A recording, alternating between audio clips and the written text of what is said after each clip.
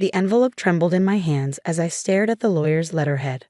My sister Charlotte's smug grin hovered in my peripheral vision, her voice like nails on glass. "See, everything worked out as it should," she cooed, false sweetness oozing from every syllable.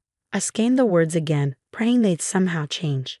In accordance with the revised will, dated 3 weeks prior to Harold Matthews' passing, the entire estate, including all properties and financial assets, is to be transferred to Charlotte Matthews.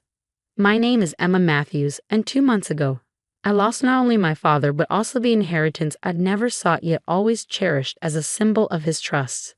The money wasn't the heartache, it was the betrayal. I'd been away, caring for my sick daughter, while Charlotte wormed her way into Dad's frail confidence and convinced him to rewrite his legacy. Charlotte's tone shifted, sharp and unapologetic. "Don't act so surprised, Emma. Someone had to step up while you were off playing nursemaid to your kid." She grabbed her designer handbag, her blazer crisp and pristine, undoubtedly bought with the inheritance she'd stolen. "Let's face it, you've always been terrible with money. This arrangement is better for everyone." I sat there in silence, a whirlwind of memories flashing through my mind. Long nights at Dad's side after his diagnosis. The sacrifices I made to be there when he started treatment. But 3 weeks before his death, when Lucy's pneumonia became life-threatening, I had no choice. I left to save my child, trusting Charlotte to do the right thing. Charlotte smirked, her nails clicking rhythmically on the desk. "Your daughter's fine now, isn't she?" A little cough, and you abandoned Dad in his last days. I was the one who stayed, who helped him see things clearly. My grip tightened around the envelope. "Clearly? You mean when he was barely coherent, you twisted his confusion to suit yourself?" "He'd never." "He did, and you'll have to accept it," she snapped, her polished facade slipping. Then, with calculated precision, she slid an ornate invitation across the table. "By the way, I'm getting married in 3 months. Marcus's family has high expectations, and as my only sister, you'll contribute. 20,000 should do." "You're joking," I said, stunned. "You just inherited everything. Dad's house, his accounts, his pension. And all of it is necessary to maintain my lifestyle." She cut in, dismissive. "The wedding must be perfect. Marcus deserves nothing less. You have a week to come up with the money." The audacity stole my breath. Family helps family, she'd said. It had been my guiding principle all these years, but Charlotte had twisted it into something grotesque. I cleaned up her messes, covered her debts, and borne the weight of her recklessness. But this was the final straw. "I can't give you that kind of money," I said, my voice firm. "I'm a single mom on a teacher's salary." Charlotte's sneer deepened. "Then figure it out. Take a loan, sell something. I don't care. Just don't embarrass me." She stood, her Louboutins clicking on the polished floor. "And don't bother contesting a will. Dad was of sound mind, and I made sure every detail was airtight." As the door closed behind her, a quiet calm settled over me. Charlotte thought she'd won, but she didn't know the whole story. 3 months before Dad's health spiraled, during one of our late-night talks, he'd said, "Charlotte's always chasing glitter, but real wealth isn't flashy. It's what you leave behind for the right people." Dad had prepared for this. That evening, after Lucy had fallen asleep, I pulled out the documents Dad had entrusted to me, detailed records of offshore accounts, a trust fund in Lucy's name, and an art collection quietly transferred to my ownership. Charlotte had underestimated him, and me. The next morning, I met with Mr. Peterson, Dad's trusted art dealer. "Your father was meticulous," he said, placing a portfolio before me. "The collection is worth at least $4 million. Tears pricked my eyes as I read Dad's final letter. "My dearest Emma, if you're reading this, then Charlotte has taken the bait. I'm sorry for the pain, but I needed her to believe she'd won.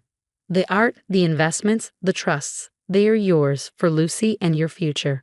Let Charlotte learn the hard way that true wealth isn't in possessions but in character. Love always, Dad." I folded the letter carefully, my resolve hardening. Charlotte could bask in her illusion of triumph.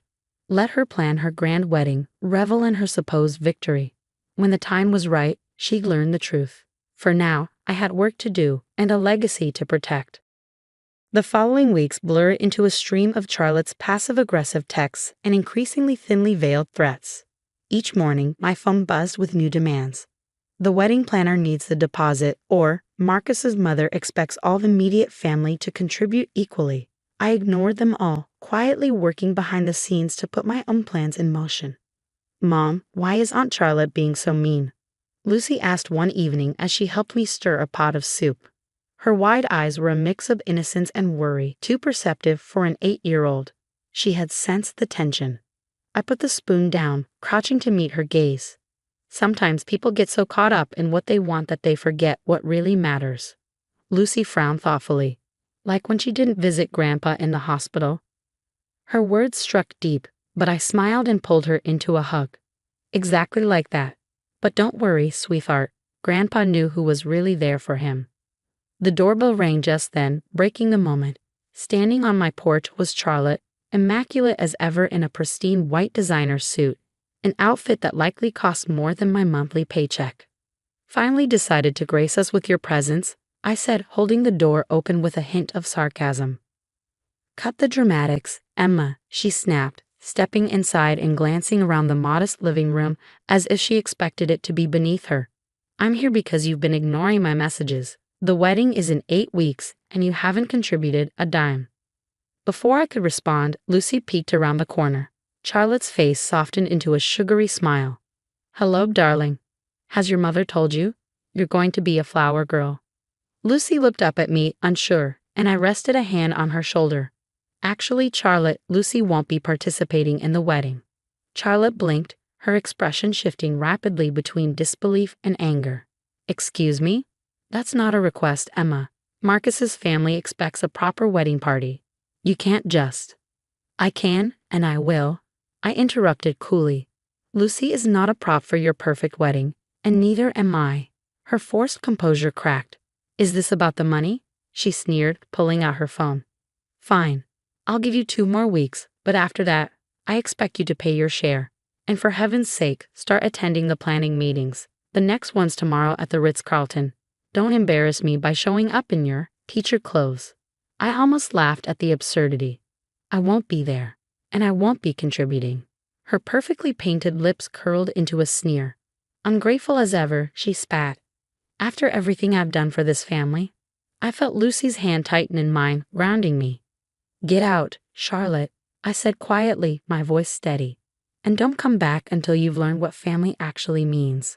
Charlotte's eyes narrowed into slits. You have no idea what I can do, Emma. No idea at all. With that parting threat, she turned and stalked out, her designer heels clicking against the floor. After she left, I knelt to face Lucy, who looked uneasy. Are we in trouble, Mom? I smiled, brushing back a stray lock of her hair. Not at all, sweetheart. We're just getting started. The next morning, I met with Mr. Harrison, Dad's longtime investment manager, in his downtown office. The timing couldn't be better, he said, sliding a report across the table. Your father's investments have grown substantially. The offshore accounts are secure, and the property developments in Singapore are on track to pay out major dividends. I scanned the numbers, my heart pounding. Charlotte had taken the obvious assets, but Dad's real legacy, carefully hidden from prying eyes, had been left to me. How soon can we move on liquidating some of these? Within a week, if needed, Mr. Harrison assured me. Good, I want everything ready before her wedding. That afternoon, while reviewing more of Dad's paperwork, I received a series of texts from Charlotte. Where are you? People noticed your absence. Marcus's mother is asking questions. Stop making me look bad. This is your last chance. Don't test me. As if on cue, my phone rang. I answered to find Marcus's mother, Victoria, on the line. She'd only met me once, at Dad's funeral, but I remembered her sharp-eyed kindness. Emma, dear, I hope I'm not interrupting. Not at all, Mrs. Richardson. What can I do for you? Please call me Victoria, she said warmly. I'm calling because I've heard some concerning things. Charlotte claims you're refusing to support the wedding out of spite. It doesn't quite match what I know of you. Thank you for reaching out, I replied carefully. Charlotte and I have had some disagreements about what family responsibility means. I suspected as much, Victoria said with a wry chuckle. You should know, Charlotte has been asking Marcus's relatives for loans, claiming she's under financial strain. Nearly $50,000 so far. $50,000. So that was why Charlotte was so desperate. The inheritance wasn't enough to fund her extravagant lifestyle. The realization made me smile inwardly. Thank you for telling me this, I said. I think it's time I attended one of these planning meetings after all. Splendid, Victoria said, her tone approving. I look forward to seeing you there. The next morning, I received another message from Charlotte. Let's talk. Lunch tomorrow? I showed Lucy the message. What do you think? Should we give Aunt Charlotte another chance? Lucy considered seriously before nodding. Grandpa always said people deserve second chances, even when they're mean. Out of the mouths of babes. Fine, I texted back. Café Laurent, noon. The next day, Charlotte was already seated when I arrived. She looked nervous, a far cry from her usual haughty self. You came, she said quickly. Look, Emma, I need your help. The wedding's gotten out of control, and the inheritance isn't as accessible as I thought. You've already blown through it, I said flatly. What a shock. Her lips tightened, but she pressed on. You've always been the responsible one. Help me fix this, and maybe we can renegotiate. I studied her carefully. There was desperation, but no real regret. She hadn't changed. Not yet. I'll help, I said finally, standing. But on my terms. Come to the gallery opening next week. Bring Marcus and his family. I think it'll be enlightening. The gallery opening was scheduled for 7 sharp, but I arrived early to assist Mr. Peterson with the final touches. Every piece from Dad's collection had been curated with care, telling the story of a lifetime spent in pursuit of beauty and meaning. The centerpiece, an undisclosed Monet that Dad had authenticated just months before his passing, stood concealed behind a deep crimson velvet curtain. Your father had an impeccable sense of timing, Mr. Peterson said as he adjusted a delicate sculpture on its pedestal. He'd have enjoyed watching tonight unfold.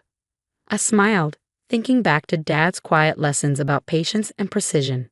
This night wasn't just about art, it was about revealing a truth Charlotte never anticipated. The guest list was perfect. Serious collectors, museum representatives, and of course, Marcus's family. Charlotte couldn't resist attending something so high profile, especially if she thought it might elevate her status. Sure enough, she arrived at 7:15, fashionably late, arm in arm with Marcus. Draped in an expensive designer gown, her eyes gleamed as she took in the impressive crowd, clearly pleased with what she assumed was her achievement. She spotted me near the entrance and approached, a practiced smile on her face. Emma, she cooed, air-kissing my cheek. I didn't realize you were involved with this little event. How quaint. I returned her smile, cool and unbothered. Oh, I'm more than just involved. Turning toward Mr. Peterson, I gave him a slight nod. Shall we begin? Mr. Peterson cleared his throat and addressed the crowd. Ladies and gentlemen, thank you for joining us tonight. We're gathered here to celebrate an extraordinary private collection, the Matthews Collection, meticulously assembled over 3 decades by the late Harold Matthews. Charlotte's smile faltered as whispers rippled through the room. The Matthews Collection, she repeated under her breath, her tone sharp with disbelief. Yes, Mr. Peterson continued smoothly, now curated by his daughter Emma, who has generously agreed to showcase select pieces for tonight's event. I could see Charlotte's composure cracking as the implications settled in. Marcus's mother, Victoria, who had an astute eye for fine art, approached one of the featured paintings with interest. Emma, my dear, these pieces are magnificent. Harold always did have impeccable taste. Her voice carried admiration, and a subtle edge Charlotte couldn't miss. Thank you, I said graciously. Dad taught me everything I know about art, though Charlotte never quite had the patience for his lessons. Marcus joined his mother, his eyes wide with recognition as he studied another painting. Is that a Rothko? Victoria smiled knowingly. It certainly is. Pieces like these typically fetch 7 figures, at minimum. Charlotte's face turned pale as Marcus turned to her, clearly confused. Charlotte, why didn't you mention this collection before? And what's this about curation? Charlotte's nails dug into my arm as she hissed. What are you doing? This is supposed to be mine. Actually, I said, raising my voice just enough for nearby guests to hear. Dad transferred ownership of the collection to me well before his passing, along with a few other investments you weren't interested in. At that moment, Mr. Peterson unveiled the hidden Monet. A collective gasp filled the room as everyone took in the masterpiece. I felt Charlotte's grip weaken, her bravado crumbling. How much is it all worth? She whispered, her voice barely audible. The collection alone, close to 4 million. Add the offshore accounts and real estate investments, and it's significantly more. I gently pried her fingers from my arm. Dad always said you focus too much on appearances to recognize real value. Marcus stepped closer, his face hardening. Charlotte, what's going on? Why didn't you know about any of this? Because she was too busy manipulating Dad into changing his will, I said loud enough for Marcus's family to hear. She didn't realize Dad had already safeguarded the important assets. Victoria's sharp intake of breath was audible, and the murmurs around us grew louder. Charlotte's eyes darted around in panic, realizing that the foundation of her carefully curated life was beginning to crumble. You can't do this, she whispered, desperation clear in her voice. Emma, please, don't. I held her gaze, seeing not just the sister who had made my life difficult, but also someone lost and scrambling for control. She wasn't a villain, just someone too focused on the wrong things for far too long. I'm not here to ruin you, Charlotte, I said softly. But we need to talk. Now. Without waiting for her response, I led her to a private office off the main gallery floor. Once inside, she collapsed into a chair, all pretense gone. You've ruined everything, she muttered, though the fight had drained out of her voice. No, Charlotte. You did that yourself, with the debts, the reckless spending, the way you treated Dad when he needed us most. Tears shimmered in her eyes, threatening to spill over. So what happens now? Are you going to humiliate me in front of Marcus's family? Make me cancel the wedding? I shook my head. No, I'm going to help you. Her head snapped up, disbelief written all over her face. Why? Because it's what Dad would have wanted. I handed her a sealed envelope, the real letter Dad had written before he died. He trusted me to protect the legacy, including you. He knew you'd need guidance, not punishment. She opened the letter, tears finally breaking free as she read Dad's words. He knew me better than I knew myself, she whispered, wiping her cheeks. He knew both of us, I said gently. That's why he left me in charge, not just to manage the assets, but to take care of the family, including you. Charlotte met my eyes, something finally shifting in her expression. I've been awful to you, to everyone. Yes, you have. But like Lucy reminded me, everyone deserves a second chance. She gave a shaky laugh. Lucy's a smart kid. She is. And she misses the real Charlotte, the one who built blanket forts with me and sneaked cookies when we thought Dad wasn't looking. Charlotte sniffed, dabbing her face with a tissue. The wedding's in 3 weeks. Will you help me make it something Dad would have been proud of? I will, I promised. But first, let's go back out there and show Marcus's family who you really are, not the social climber, but my sister. Charlotte smiled weakly but genuinely for the first time in years. Thanks, Emma, for doing what I never would have. The rest of the evening passed in a blur of meaningful conversations and quiet reconciliation. 3 weeks later, I stood by Charlotte's side as she married Marcus in a simple but beautiful ceremony in Dad's garden. Lucy, beaming with pride, scattered rose petals down the aisle, happy to have her aunt back in her life. Dad's collection remained a symbol of his legacy, a reminder that real wealth isn't just in possessions but in understanding what truly matters.